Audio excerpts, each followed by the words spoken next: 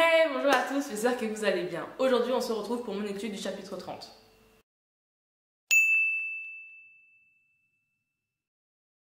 Le premier point se base sur les versets 7 et 9 qui disent « Je te demande deux choses, ne me les refuse pas avant que je meure.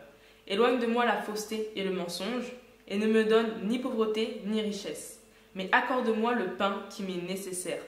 Sinon je risquerais, une fois rassasié, de te renier et de dire « Qui est l'Éternel ?»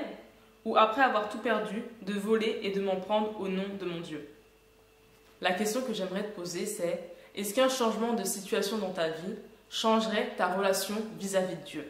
Est-ce que si tu étais dans l'abondance, si tu avais tout ce dont tu rêves, au niveau financier, social, bien matériel, au niveau intellectuel, au niveau tout ce que tu veux en fait, est-ce que tu renierais Dieu en te disant je n'ai plus besoin de Dieu, c'est bon maintenant j'ai tout ce que je veux, j'ai tellement de business à gérer que j'ai pas le temps de lire ma Bible, je suis invitée à tellement d'événements, à tellement de sorties, je passe tellement de temps avec mes proches que j'ai plus le temps d'aller à l'église. C'est-à-dire que maintenant que Dieu t'a béni, maintenant que Dieu a répondu à tes prières, maintenant qu'il t'a donné ce que tu avais demandé, ce dont tu avais besoin, est-ce que tu vas le renier? Est-ce que tu vas voir Dieu juste pour avoir ce que tu veux et une fois qu'il te donne, c'est bon maintenant je suis dans l'abondance, j'ai tout ce que je veux, j'ai plus besoin de Dieu, plus la peine de prier, plus la peine de méditer, plus la peine d'aller à l'église, plus la peine de passer du temps avec mon créateur. Je ne sais pas pour vous mais je sais que moi personnellement, il est vrai que ça m'est déjà arrivé de prier un peu plus lorsque j'avais des examens, lorsque j'avais des jours importants, lorsque j'avais des rendez-vous importants, lorsque j'avais des entretiens. Je suis là, je prie un peu plus, je passe un peu plus de temps dans la présence de Dieu parce que là il va se passer quelque chose d'important en fait si j'ai vraiment besoin de Dieu. Mais une fois que tout ça s'est passé, je retourne à une vie spirituelle un peu plus tranquille.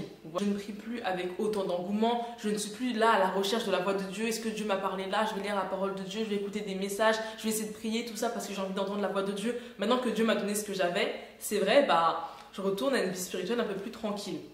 Ce n'est pas encore le stade de c'est bon, j'ai eu ce que je voulais, maintenant je peux renier Dieu, qui est l'Éternel, tout ça, c'est pas ça. Mais c'est vrai que maintenant que j'ai ce que je voulais, ma vie spirituelle, elle devient calme, on va dire. Mais je pense que peu importe la situation de notre vie spirituelle ne devrait pas être impactée. Elle ne devrait pas changer. Notre relation avec Dieu ne devrait pas changer, devenir plus intense quand on a des moments compliqués. Mais une fois que les moments compliqués sont passés, tu te relâches et tu reviens à comme tu étais avant. Non, garde cette intensité en fait. Et d'un autre côté, est-ce que lorsque Dieu te retire certaines choses, tu vas t'énerver contre lui, tu vas lui en vouloir?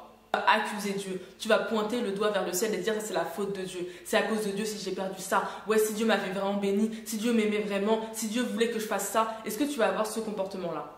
Et ce genre de situation, on le voit très souvent lorsque les gens perdent un proche, ou les gens perdent leur travail, ou ils vont perdre, peu importe ce qu'ils vont perdre, ils vont tout de suite avoir une pensée pour Dieu. Mais Dieu, où est-ce que tu étais en fait? Où est-ce que tu étais lorsqu'il m'arrivait ça? Où est-ce que tu étais lorsque telle personne était malade? Où est-ce que tu étais lorsqu'au travail tout le monde m'accusait? Où est-ce que tu étais lorsqu'ils ont voulu me licencier? Si tu avais vraiment été là, ça ne serait pas arrivé. Si tu avais vraiment été là, les choses auraient été différentes. Mais tu n'étais pas là. Où est-ce que tu étais? On commence à accuser Dieu parce que quelque chose nous a été enlevé. C'est pour ça que le verset dit « Accorde-moi, Seigneur, seulement ce qui m'est nécessaire, ni plus ni moins, parce que sinon mon comportement pourrait changer. » Essayons, tant bien que mal, parce que je sais que ça peut être compliqué, mais essayons de ne pas changer notre comportement envers Dieu, de ne pas changer notre niveau spirituel parce que notre situation dans notre vie change. La relation que tu as avec Dieu aujourd'hui ne doit pas changer négativement demain parce qu'on t'a volé quelque chose. On ne doit pas changer négativement demain parce qu'on t'a donné des choses, mais qu'elle puisse rester la même ou au contraire devenir meilleure. N'oublions pas que Dieu nous connaît. Et s'il ne nous change pas, s'il ne change pas nos situations dans notre vie, c'est parce qu'il connaît les conséquences. Il sait qu'est-ce que ça va engendrer. Et c'est pour ça peut-être qu'il ne te donne pas plus ou qu'il ne te donne pas moins. Le deuxième point se base sur le verset 32 et 33.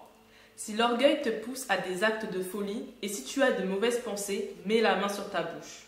En effet, battre le lait produit du beurre, frapper le nez produit du sang et provoquer la colère produit des disputes. Dans ce verset, ce qui est clair, c'est que chaque acte a des conséquences, bonnes ou mauvaises. Ce que je voulais dire aujourd'hui, c'est que si tu sais que tu vas tomber, si tu sais que tu vas pécher, si tu sais que tu es sur le point d'ouvrir une porte que tu vas regretter d'avoir ouverte, retire-toi. Retire-toi avant qu'il ne soit trop tard. Et je sais que c'est plus facile à dire qu'à faire parce que parfois, lorsqu'on est devant le péché, on a envie d'aller jusqu'au bout pour voir jusqu'où ça va nous mener. On a envie d'aller jusqu'au bout parce qu'on se dit, bon, maintenant que c'est lancé, autant continuer. Mais essaye de te retirer, tant bien que mal, essaye de te retirer avec la force que l'esprit va te donner.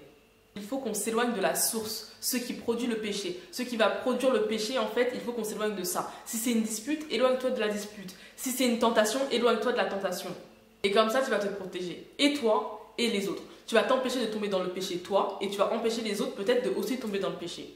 Parfois, l'éloignement peut être physique, c'est-à-dire que techniquement, tu dis non, je vais m'éloigner, je pars de la pièce, je quitte la maison, je quitte le lieu parce que je ne peux pas rester. Ça peut paraître radical, ça peut même paraître ridicule, mais parfois c'est ce qu'il faut pour vraiment couper la tentation. Je me rappelle une fois, un garçon m'avait raconté une histoire, il me disait « Ouais, un jour je me disputais avec ma copine et j'ai préféré partir de l'appartement parce que je savais que là ça allait péter, ça allait partir en vrille. » Et je me suis dit, mais comment ça tu peux pas te calmer, tranquille? Je trouvais ça un peu bizarre. Mais en réalité, maintenant je comprends. C'est-à-dire que si tu sens que tu vas pas te contrôler, si tu sens que ça va dépasser les limites, eh bien retire-toi. Par tous les cas, essaye de faire les bons choix pour toi et pour les gens qui t'entourent. Lorsque tu sens que ça va péter, lorsque tu sens que tu vas tomber, lorsque tu sens que le péché arrive, essaye de te retirer. Je sais, c'est plus facile à dire qu'à faire, mais essayons de vraiment demander la force à Dieu et à l'Esprit de Dieu pour nous renforcer. Parce que ce n'est pas par nos propres forces, mais c'est par l'Esprit qu'on va gagner. Et voilà, c'est tout pour aujourd'hui. J'espère que ça vous aura plu. Nous, on se retrouve demain. En attendant, je vous fais plein de bisous. Soyez bénis!